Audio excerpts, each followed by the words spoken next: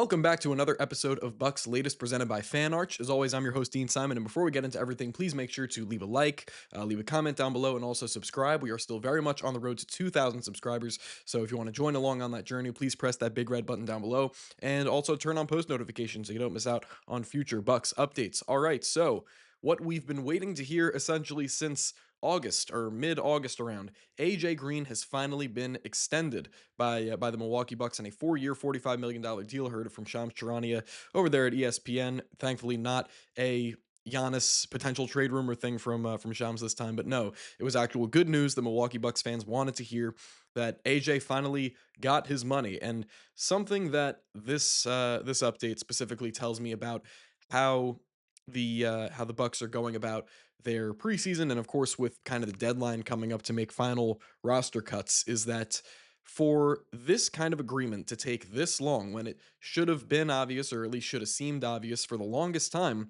it tells me that the Bucks front office and John Horst, they're really starting to get a grip of their finances, or at least like their game plan with where they're trying to go in terms of their finances.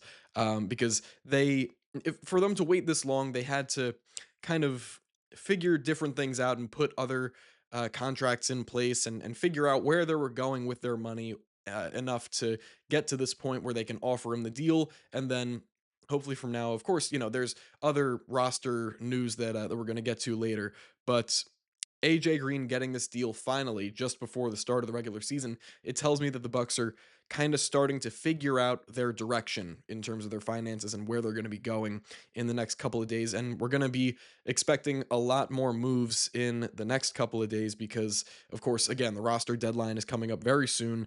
And, that's just, we're going to have to see some more cuts. But talking about the deal specifically for AJ Green, number one, John Horst is absolutely incredible. Not saying that AJ Green is necessarily worth more than $10 million a year, $11 million a year, or much more than that, but to get a guy like AJ Green, a caliber of shooter like AJ Green, back for basically $10 million a year, that is phenomenal. Or I guess I should say a little more than $11 million a year. I was never really great at math in school, but yeah, it's great. I mean, getting KP not KPJ back. Well, yeah, getting KPJ back, getting Gary Trent Jr. back, getting Torian Prince back on all these amazing cheap deals. These deals, I need people to realize that $10 million in the NBA today is not what $10 million was, even 10 years ago. Now, $10 million is kind of like bottom of the barrel. Like Cooper Flag is going to be making, I think, more than $10 million annually through his rookie salary into his sophomore year. It's probably going to go up to like 14. So that is not, it's still not money to scoff at, but $10 million or $11 million, I should say, is not what it was a decade ago. So to be able to get a guy, a shooter of the caliber of AJ Greenback on an $11 million a year deal annually, absolutely fantastic work by John Horst. And again, just managing to get back elite sharpshooters for pennies on the dollar. Again, compared to kind of the open market. Not saying that AJ Green's going for $30 million annually or anything, but $11 million in today's market with the boom in contracts that we've been seeing for a little while now. Absolutely phenomenal work from John Horst once again, who continues to have a pretty great offseason. I guess you could still technically call it the offseason, this kind of preseason training camp period before the actual thing starts.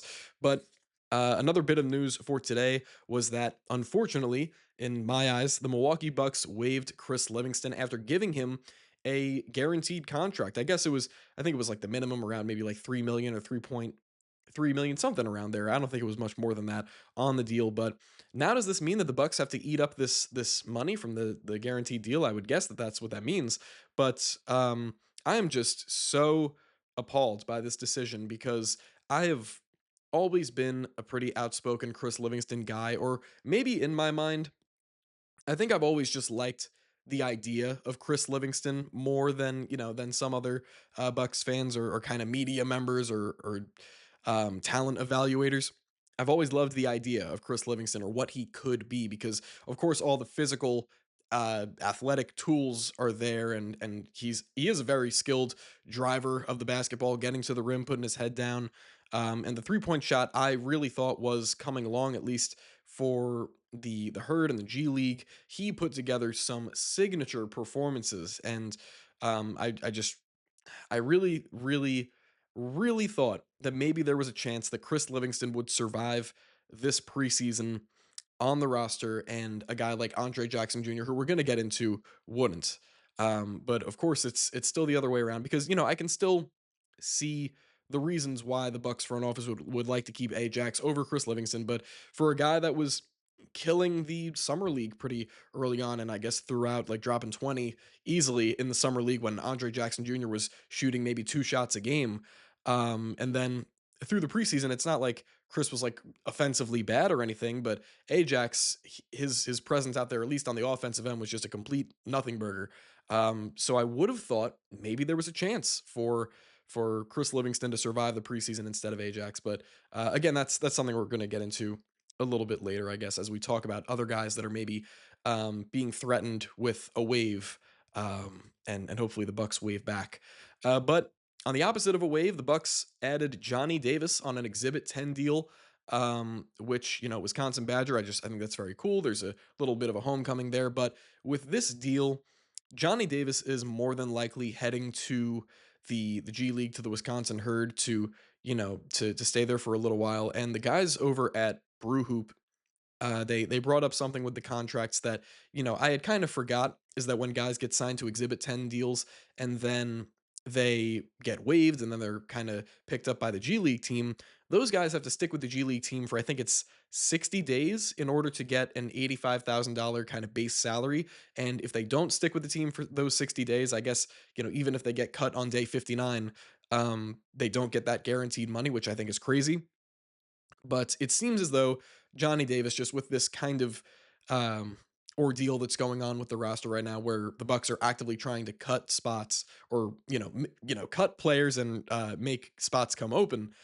Johnny Davis is probably going to end up in the G League. But what I thought about Johnny Davis going in, because admittedly, I didn't watch much Johnny Davis basketball for the Washington Wizards this past year, but I'm a guy that loves to pour through kind of the basketball reference stuff, and look at the advanced stats and things like that. And what the advanced stats will tell you is that Johnny Davis improved pretty dramatically on the defensive side of the ball. He still couldn't really throw a rock in the ocean in terms of the offense, but that's kind of been the story of his NBA career to this point. But Johnny Davis really, really, he announced his presence on the defensive end. If you look at a stat like defensive box plus minus, last year he was, or 2 years ago, I guess you could say, he was a negative 1.1, which is pretty bad. Guys usually like to tend to hang around the negative point 0.5 area, and that means you're not horribly bad, but you could definitely improve. And if you're like positive point 0.5, that's like, okay, you know what, you're skating by, but it's not necessarily like you're a guaranteed great defender.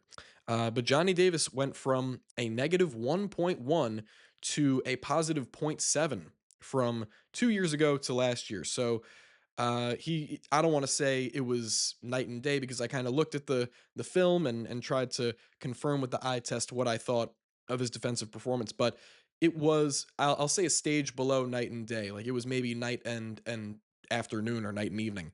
Um because he really was able to move his feet well, and he's always had a very compact and strong frame that he's able to move very well.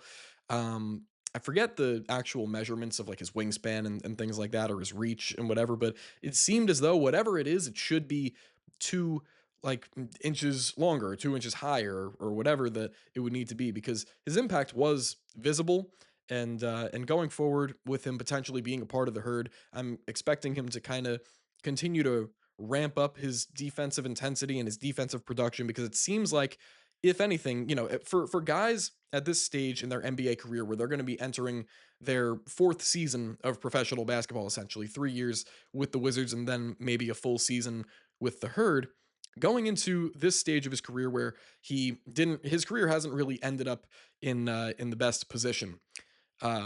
Guys are looking for somewhere specific to kind of hang their hat. And excuse me, and Johnny Davis may have figured out that, this defense thing at the NBA level, at least, maybe this is where I can excel. Maybe this is where I can carve out a spot for myself on an NBA rotation, or in a G League rotation at least. So maybe now he's realized, if he's looked at the advanced stats as much as I have, that he could focus and really hone in on his defense, and that could eventually be what lands him a spot in the Bucks rotation in the greatest of outcomes, or the, the greatest hypothetical outcome for Johnny Davis.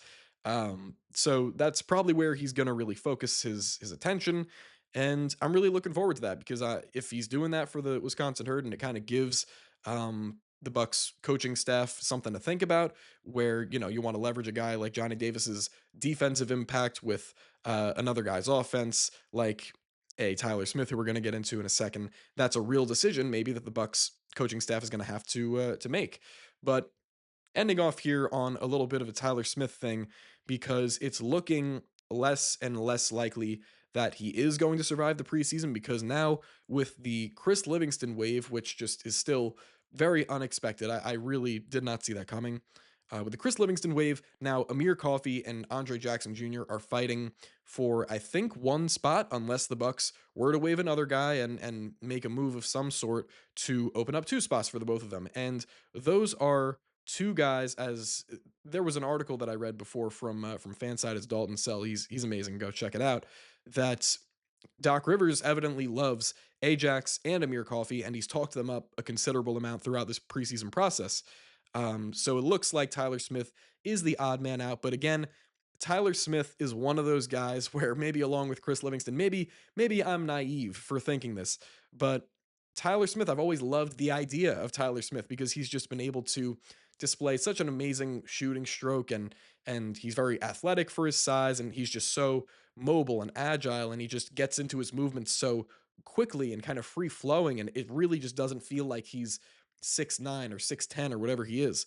I've always just loved the idea of Tyler Smith, but because I'm not in the seat of being a talent evaluator, and maybe for good reason, maybe I shouldn't be ignoring the defensive capabilities of a guy like Ajax compared to Tyler Smith.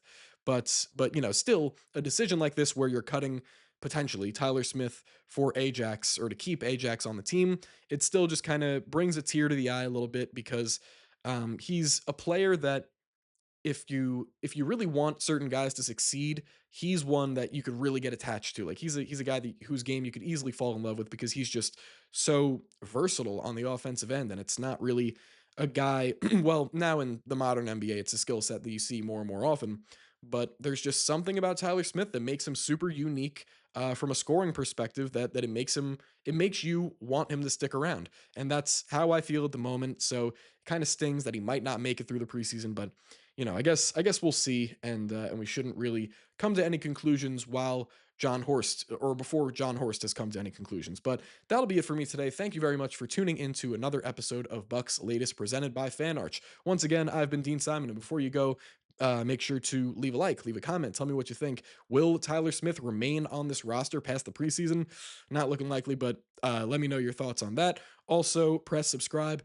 Still on the road to 2,000 subs, so if you want to join along, please do that. Turn on those post notifications, and I will see you guys in the next one. Go Bucks.